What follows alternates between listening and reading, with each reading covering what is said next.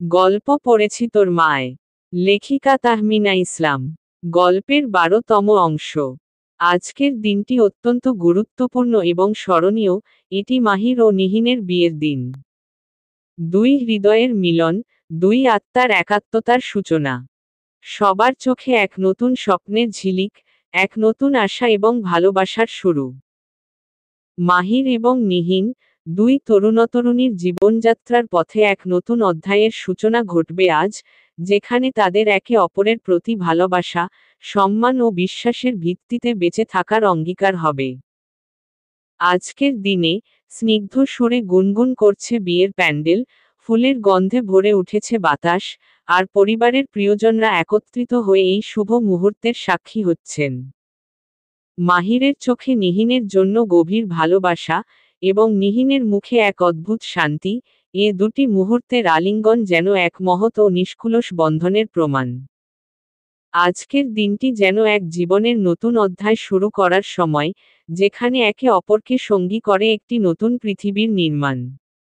তাদের প্রেম, স্নেহ, এবং সহমর্মিতা তাদের জীবনের সকল উত্থান পতনের সঙ্গী হবে। নিহিনকে বউ সাজে সাজানো হচ্ছে। সে আজ তার মাহিরের জন্য বউ সাজছে। আজকের দিনটায় তার যেমন ভালো লাগছে, শান্ত লাগছে, তেমনি কিছুটা খারাপও লাগছে। কারণ আজ নিহিন তার শ্বশুরবাড়িতে পদার্পণ করবে, যেখানে এক নতুন জীবনের সূচনা হবে, কিন্তু এর আগে তার প্রিয়জনদের কাছে থেকে বিদায় নিতে হবে। তার হৃদয়ে এক অদৃশ্য ভার, একটি সূক্ষ্ম যন্ত্রণার অনুভূতি, নিজের শৈশবের স্মৃতি, মা বাবার আদর, প্রিয় মানুষের আলিঙ্গন, সব কিছুই রেখে চলে যেতে হবে তাকে। জীবনের নতুন অধ্যায়ের তরে, এক পবিত্র অভ্যন্তরীণ শক্তি নিয়ে তাকে শ্বশুরবাড়ির পথে পা বাড়াতে হবে। হৃদয়ের এক কোণে হাহাকার, আর অন্য কোণে নতুন আশা, এ এক তীব্র অন্তর্দ্বন্দ্ব। যেখানে তার প্রিয় মুখগুলো আর তার পাশে থাকবে না, সেখানে এক অচেনা জায়গায় নিজেকে মানিয়ে নিতে হবে। মা বাবার মুখে অশ্রু, সঙ্গী বন্ধুদের বিদায়ের বাণী, সকল অনুভূতি মিশে যাচ্ছে তার অন্তরে। যদিও তার মন ভারাক্রান্ত, তবুও এই পরিবর্তন তার জন্য এক নতুন পরিসরের দিশা। আজ, এই বিদায়ের মুহূর্তে, সে শুধু তার অতীতকে নয়, বরং তার ভবিষ্যৎকেও আলিঙ্গন করতে যাচ্ছে, যেখানে নতুন ভালোবাসা, নতুন সম্পর্ক, আর নতুন প্রাপ্তির অপেক্ষা। তার মনের ভেতর এক আবেগময় প্রশান্তি, এক আত্মবিশ্বাস যে সে এই যাত্রা শুরু করছে এক শক্তিশালী হৃদয়ের সঙ্গে, যেখানে তার পাশে থাকবেন তার সঙ্গী, শ্বশুরবাড়ির স্নেহময় মানুষরা। তবে, বিদায় তো এক অমোঘ বাস্তবতা, এই বিদায়ই নিহিনের জীবনে এক নতুন সূচনা, যেখানে সুখ, দুঃখ, আনন্দ, বেদনা সবকিছুই একসাথে নতুনভাবে বসবাস করবে। আপু, তোমার মুখটা এমন দেখাচ্ছে কেন? আজ তোমার বিয়ে, তাও আবার মাহির ভাইয়ের সাথে। তোমার ভালোবাসার মানুষের সাথে। কোথায় হাসিমুখে থাকবে তা না? কেমন মন খারাপ করে বসে আছো? মীরা বলে, তুই বুঝবি না নৌশিন। যেদিন তোর বিয়ে হবে সেদিন বুঝবি। আজকে ওকে এই বাড়ি ছেড়ে চলে যেতে হবে। সেসব ভেবেই হয়তো খারাপ লাগছে। আমি তো বিয়েই করব না ভাবি।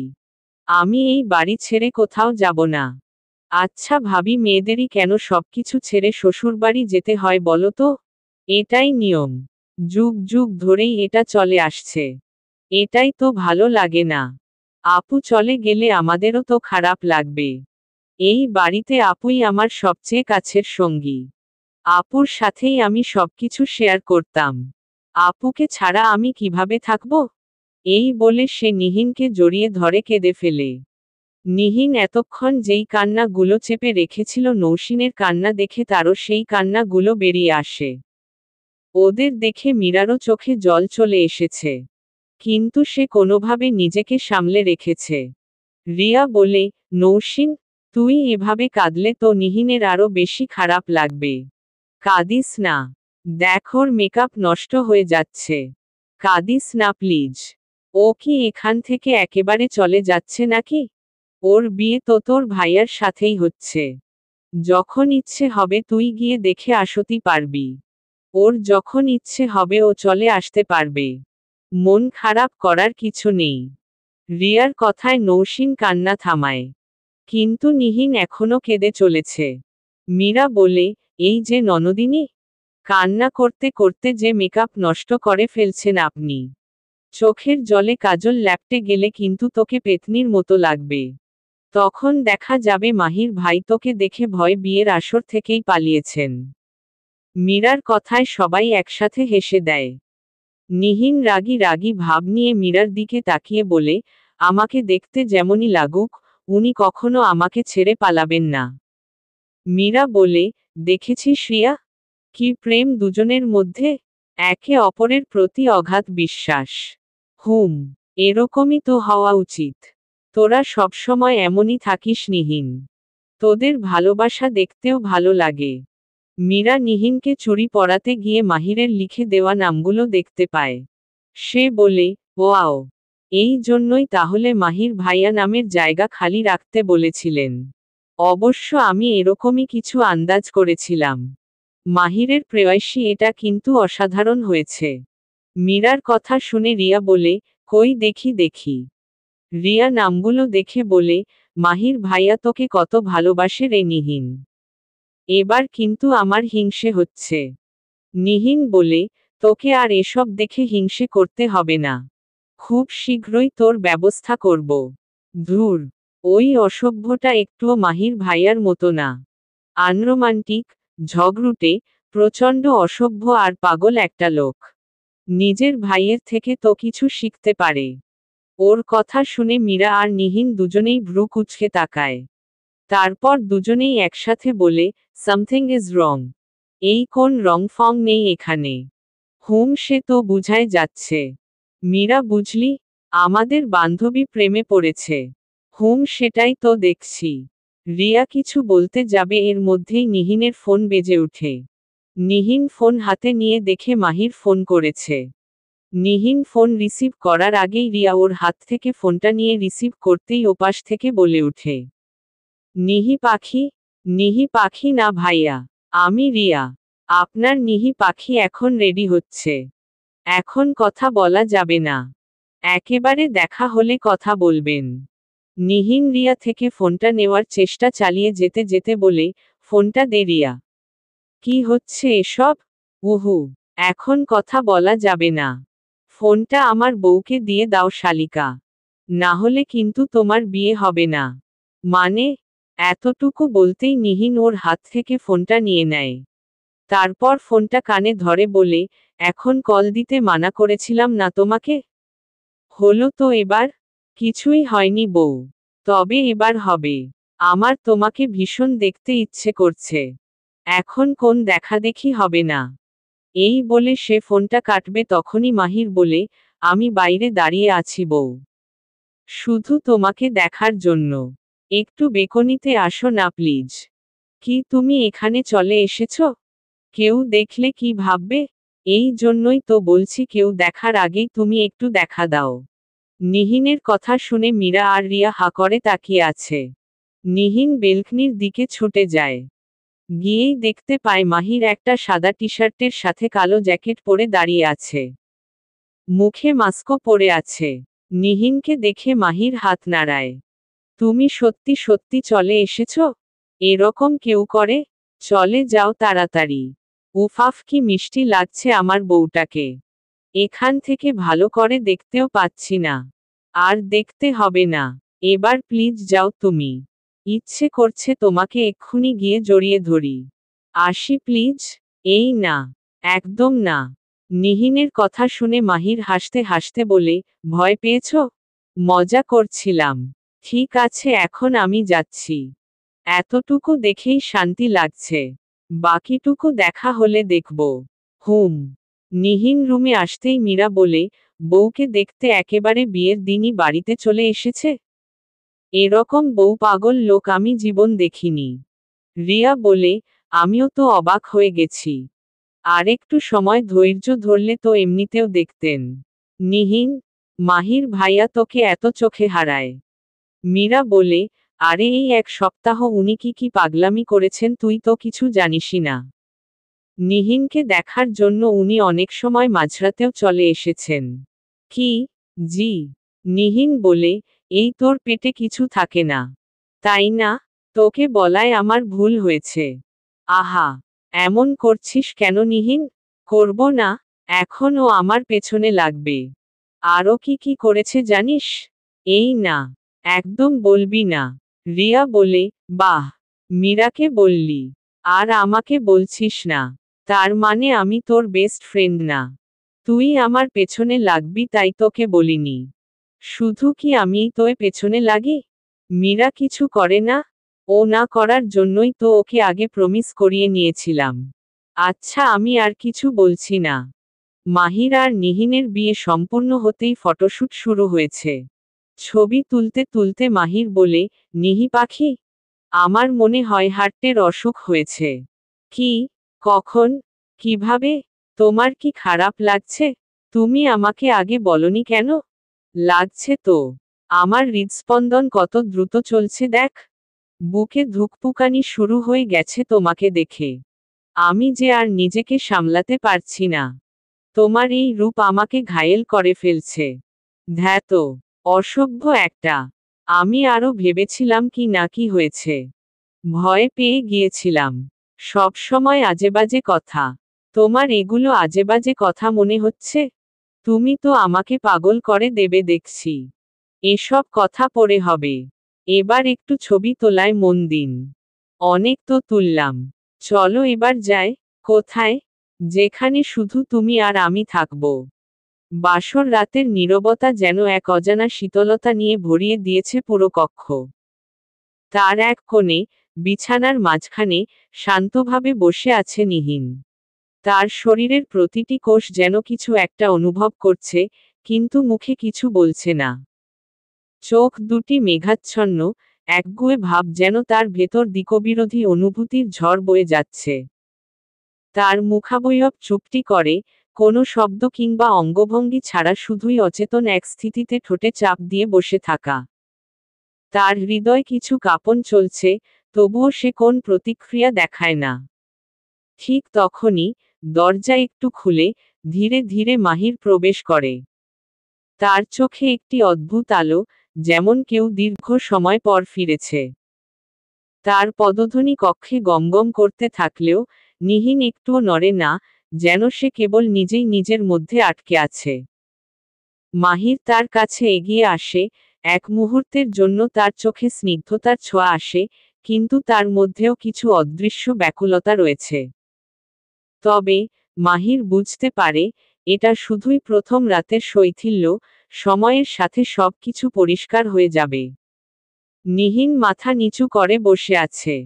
মাহির তার থুতনি ধরে মাথা উঁচু করে। আর বলে, মাশাল্লাহ, ভীষণ মিষ্টি লাগছে আমার বউকে। আমার দিকে তাকাও দেখি। নিহিন লজ্জায় আরো নুয়ে পড়ে। এখনো এত লজ্জা তোমার? লজ্জায় একেবারে মুখটা লাল হয়ে গেছে। তবে আমার বউকে লজ্জা পেলে কিন্তু আরো বেশি সুন্দর লাগে। সব সময় এমনই লজ্জা পাবে কেমন? তাহলে আমিও বারবার তোমার এই লজ্জায় মাখা মুখশ্রী দেখতে পাবো। নিহি পাখি, আমাকে দেখবে না? তাকাও আমার দিকে। এবার নিহিন চোখ তুলে তাকায়। তার প্রিয় মানুষটি আজ তার সামনে বসে আছে। আজ সে চাইলে সারাটা রাত তার এই মুখশ্রী দেখেই কাটিয়ে দিতে পারে। আজ কোন বাধা নেই, নেই কোন সীমা। এই দিনটারই তো অপেক্ষায় ছিল সে। তবে সে কেন অপলক তাকিয়ে থাকতে পারছে না? লজ্জায়? সে মাহিরের দিকে কিছুক্ষণ তাকিয়েই আবার চোখ নামিয়ে নেয়। মাহির উঠে একটা প্যাকেট বের করে। ওই প্যাকেট থেকে একটা হলুদ শাড়ি বের করে। সেই শাড়িটা নিহিনের গায়ে জড়িয়ে বলে, বাহ, বেশ মানিয়েছে। এখন তুমি এই শাড়িটা পরবে কেমন? তারপর একটি বক্স থেকে একটি আংটি বের করে নিহিনের অনামিকা আঙুলে পরিয়ে দেয়। আর বলে, জানো, এই আংটিটা আমি অনেক আগেই কিনেছিলাম। যখন দেশের বাইরে ছিলাম তখন। ভেবেছিলাম যেদিন তোমায় প্রপোজ করব সেদিনই এই আংটিটা তোমায় পরিয়ে দিব। কিন্তু আমায় প্ল্যান মতো কিছুই হলো না। সেদিন হুট করেই তোমার কাছে ভালোবাসার কথা প্রকাশ করে ফেললাম। সেদিন তুমি জিজ্ঞেস করেছিলে না, আব্বু বারণ করা সত্ত্বেও কেন আমি সব প্রকাশ করে ফেললাম? নিহিন জিজ্ঞাসু দৃষ্টিতে তাকিয়ে আছে মাহিরের দিকে। মাহির বলতে শুরু করে, সেদিন যাওয়ার আগে আব্বু আমাকে বলে গিয়েছিল, যাতে যত তাড়াতাড়ি সম্ভব তোমাকে সব বলে দিই। আব্বু আর তার বৌমাকে বাসায় আনতে দেরি করতে চাননি। আমিও ভেবে রেখেছিলাম কয়েকদিনের মধ্যেই তোমাকে প্রপোজ করব। কিন্তু তোমরা যে আমাকেই সারপ্রাইজ করে দেওয়ার জন্য বসেছিলে সেটা আমি ধরতেও পারিনি। সেদিন তোমাকে ওইভাবে শাড়ি পরা দেখে আর নিজেকে কন্ট্রোল করতে পারিনি। সব বলে দিয়েছি। তাই পরে আবার ভাবলাম একেবারে আমাদের ফার্স্ট নাইটেই আংটিটা তোমায় পরিয়ে দেব। কেমন লাগছে? খুব সুন্দর। শাড়িটাও আপনি পছন্দ করে নিয়েছেন? জি। আজ পর্যন্ত আপনাকে আমি যা যা উপহার দিয়েছি সবই আমি নিজে পছন্দ করে নিয়েছি। আপনার পছন্দ বেশ ভালো। হুম। পছন্দ ভালো বলেই তো তোমার মতো একটা সুন্দরী বউ পেয়েছি। ধ্যাতো, আপনি শুধু লজ্জা দেন। এই, তুমি আবার আমাকে আপনি আপনি করে বলছো? সরি সরি, আর যেন না শুনি। এই বলে সে আরেকটি বক্স থেকে একটা চেইন বের করে। সেটাও নিহিনের গলায় পরিয়ে দেয়। এটাও? না, এটা এখান থেকেই নিয়েছি। এটা হলো তোমার বাসর রাতের গিফট। এত গিফট? কোথায় এত গিফট? আংটিটা প্রপোজের জন্য ছিল। আর চেইনটা বাসর রাতের গিফট। আরও কিছু নিতে চেয়েছিলাম, পরে ভাবলাম তোমাকে সঙ্গে করে নিয়ে গিয়ে তোমার পছন্দ মতো কিনব। সবই তো আমার পছন্দের কিনলাম। নিহিন হেসে বলে, আপনি আমার জন্য যেটাই কিনবেন সেটাই আমার জন্য বেস্ট হবে। মাহির নিহিনকে বুকে জড়িয়ে বলে, ওকে ডান। এই দিনটার জন্য কতটা অপেক্ষা করেছিলাম জানো? 7 বছর হতে চলল। অবশেষে আমি আমার নিহি পাখিকে পেলাম। ভেবেছিলাম তোমাকে পেতে হয়তো আরও কিছুটা বেগ পেতে হবে। কিন্তু আব্বু আম্মু সব সমস্যারই সমাধান করে দিল। আমি তো চেয়েছিলাম যেদিন আমাদের আকদ হয়েছিল সেদিনই তোমাকে নিয়ে আসতে। কিন্তু আমার শাশুড়ির জন্য পারলাম না। উনি তো তোমাকে বিয়ে দিতেই চাইছিলেন না। আমি আম্মুর একটা মাত্র মেয়ে। এত তাড়াতাড়ি কেন বিয়ে দিতে চাইবেন? আম্মু এখন একা হয়ে গেল। আম্মুর জন্য খারাপ লাগছে? হুম। ঠিক আছে। আমি নিয়ে যাব তোমাকে। এখন যাও, ফ্রেশ হয়ে এই শাড়িটা পরে আসো। নামাজ পড়তে হবে তো। নিহিন উঠে ফ্রেশ হতে চলে যায়। কিছুক্ষণ পরেই সে বেরিয়ে আসে। মাহির তখন বসে বসে ফোনে কিছু করছিল। দরজার আওয়াজ হতেই সেদিকে তাকায় সে। এক দৃষ্টিতেই তাকিয়ে থাকে সে নিহিনের দিকে। কেমন যেন একটা ঘোরের মধ্যে চলে যায় সে। নিহিন অসহায় মুখ করে তাকিয়ে আছে নিহিনের দিকে। মাহির বলে, এভাবে সাপের মতো পেঁচিয়ে রেখেছ কেন শাড়িটা? তো কি করব? আমি কি শাড়ি পরতে পারি? মাহির ওর কথা শুনে ফিক করে হেসে দেয়। আর বলে, এতদিনেও শাড়ি পরা শিখতে পারলে না? নিহিন রাগী চোখে তাকিয়ে আছে তার দিকে। তারপর গাল ফুলিয়ে বসে পড়ে বিছানায়। কি হলো? আমার অবস্থা দেখে তুমি হাসছো? আচ্ছা সরি সরি। উঠো, আমি পরিয়ে দিই। তুমি পরাবে? হ্যাঁ। না। কেন না? আমি এখন তোমার হাজবেন্ড। আমি তোমাকে শাড়ি পরিয়ে দিতে পারি না? হ্যাঁ, কিন্তু আমার এত লজ্জা পেতে হবে না বউ। এদিকে আসো। মাহির নিহিনকে সুন্দর করে শাড়িটা পরিয়ে দেয়। মাহির যখন তাকে শাড়ি পরিয়ে দিচ্ছিল তখন তার শরীরে এক অদ্ভুত শিহরণ বয়ে যায়। মাহিরের প্রতিটা ছোঁয়ায় সে কেঁপে উঠেছে। লজ্জারা যেন তাকে আষ্টেপৃষ্ঠে জড়িয়ে রেখেছিল। নামাজ পড়ে বেকনিতে দাঁড়িয়েছে নিহিন। আজ যেন চাঁদের জ্যোৎস্না অন্যদিনের তুলনায় বেশি। চাঁদের আলোয় পুরো বারান্দা আলোকিত হয়ে আছে। মাহির গিয়ে তাকে পেছনে থেকে জড়িয়ে ধরে। আর বলে, আজ কি যে ভালো লাগছে বউ। এতদিন আমি তোমাকে পাওয়ার জন্য ছটফট করছিলাম, আর আজকে তোমার আর আমার মাঝে কোন বাধা নেই। হুম। আজকে চাঁদটা অন্যদিনের তুলনায় বেশি সুন্দর লাগছে, তাই না? কোনটা? চাঁদ তো একটাই। আমি তো দুটো চাঁদ দেখতে পাচ্ছি। একটা আমার সাথে আছে, আরেকটা আকাশে। তবে আকাশের তার চাইতে আমার চাঁদটাই বেশি সুন্দর। এই বলে সে নিহিনকে কোলে তুলে নেয়। কি করছো? মাহির রুমের দিকে এগোতে এগোতে বলে, এখন ভালোবাসার সময়। আজ তোমায় অজস্র ভালোবাসায় ভরিয়ে দেব নিহি পাখি। মাহিরের কথায় নিহিন লজ্জায় তার বুকেই মুখ লুকিয়ে নেয়। তার হৃদস্পন্দন তীব্র গতিতে চলছে। মাহির তাকে বিছানায় শুইয়ে তাকে অজস্র ভালোবাসার পরশ একে দিতে থাকে। তারপর গভীর ভালোবাসায় ডুবে যায় দুজনে। মাহিরের বুকে মুখ গুজে ঘুমাচ্ছে নিহিন। জানালা ভেদ করে আসা ভোরের আলো এসে তার চোখে পড়তেই ঘুম ভেঙে যায় তার। চোখ খুলে পিটপিট করে তাকায় সে। চোখ খুলেই সে মাহিরের ঘুমন্ত মায়াবী মুখশ্রী দেখতে পায়। মুচকি হেসে অপলক তাকিয়ে থাকে তার দিকে। বারবার মুখে আলো এসে পড়ায় ঘুমের মধ্যেই ভ্রু কুঁচকে ফেলছে মাহির। ওকে দেখে হাসে নিহিন। তারপর সে তার হাতটা মাহিরের মুখের সামনে রাখে যাতে আর আলো না পড়ে। পরক্ষণেই সে মাহিরের কপালে ভালোবাসার পরশ এক দেয়। সাথে সাথেই ঘুম ভাঙে মাহিরের। মাহির চোখ মেলে তাকায় তার প্রেয়সীর দিকে। তারপরই ভ্রু নাচায়। নিহিন উঠে যেতে চাইলে মাহির তাকে আবারও টেনে শুইয়ে দিয়ে বলে, কোথায় যাচ্ছ? ফ্রেশ হব না? মাহির ফোনে টাইম দেখে বলে, মাত্র 7টা বেজেছে। এখন যেতে হবে না, আমার কাছেই থাকো। বলেই তাকে আবারও বুকের সাথে মিশিয়ে নেয়। যেতে হবে। ছাড়ো। সবাই নিশ্চয় এতক্ষণে উঠে পড়েছে। আর কিছুক্ষণ এভাবে থাকো না চুপচাপ। তোমাকে ছাড়তে ইচ্ছে করছে না বউ। দেরি হয়ে যাবে তো। হবে না। আর দেরি হলেও কিছু হবে না। আজকে কত শান্তিতে ঘুমিয়েছি জানো? প্রেয়সীকে বুকে নিয়ে ঘুমানোতে যে এত শান্তি আগে জানলে তো সেদিনই আমি তোমাকে নিয়ে আসতাম। সেটাই তো বাকি ছিল।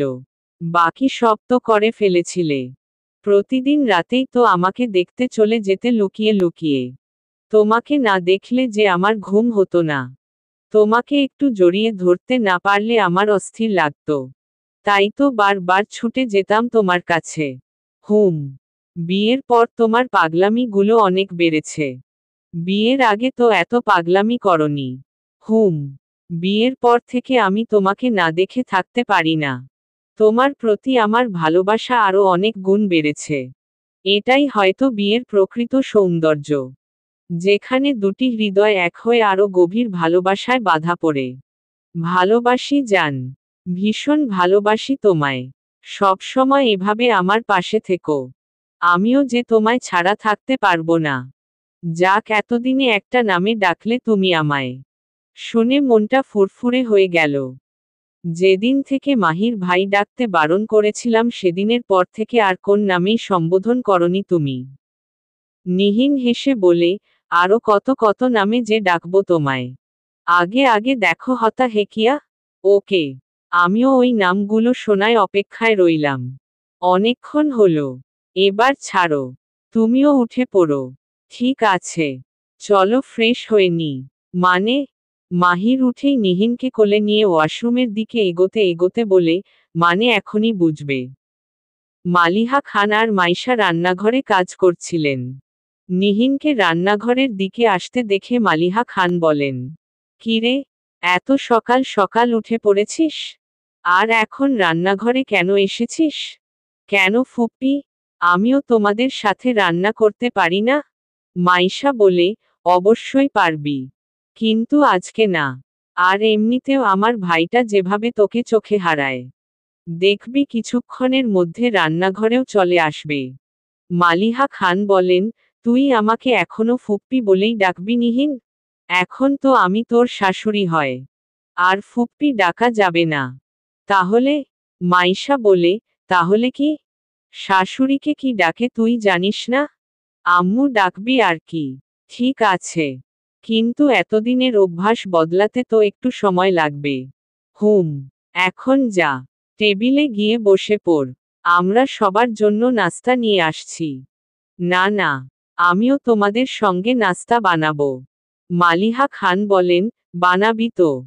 কিন্তু আজকে না। আজকে তুই নতুন বউ। তুই বরং নাস্তাগুলো টেবিলে রেখে আয়। ওকে। নাস্তা করে রুমে এসে বসতেই নিহিনের ফোনে কল আসে। মারিয়া খান কল করেছেন।